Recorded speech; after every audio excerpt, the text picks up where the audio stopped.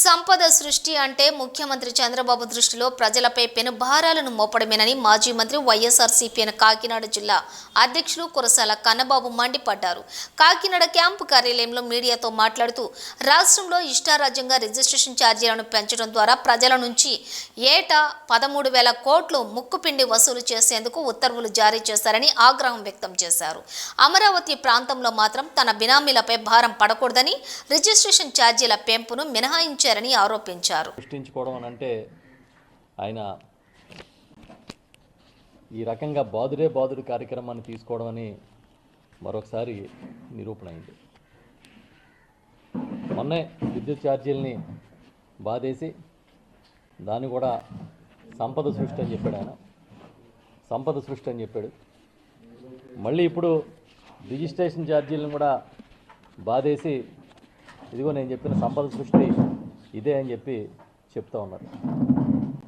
అంటే ఒక రకంగా చూసుకుంటే ఆయన తప్పేం లేదు. ఆయన సహజ శైలి అది.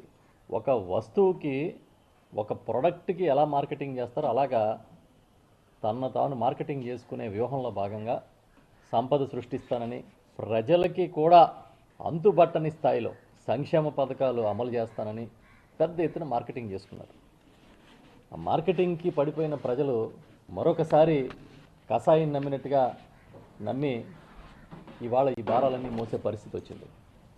ప్రధానంగా చూస్తే ఇప్పుడు రేపు నుంచి ఫిబ్రవరి 1 నుంచి ఈ రిజిస్ట్రేషన్ ఛార్జీలు పెంపుదల చూస్తే ఇంచుమించుగా 13,000 కోట్ల రూపాయలు టార్గెట్ పెట్టుకుని ప్రతి ఏటా 13,000 కోట్ల రూపాయలు రిజిస్ట్రేషన్ ఛార్జీలు వసూలు చేయాలని చెప్పి ఒక టార్గెట్ పెంచుకుని నడ్డి విరిచేసే కార్యక్రమాన్ని, ప్రత్యేకించి స్థిరాస్తి విలువల్ని అమాంతంగా పెంచి దాని ద్వారా ఆదాయాన్ని సేకరించే కార్యక్రమం చేస్తూ ఉన్నారు.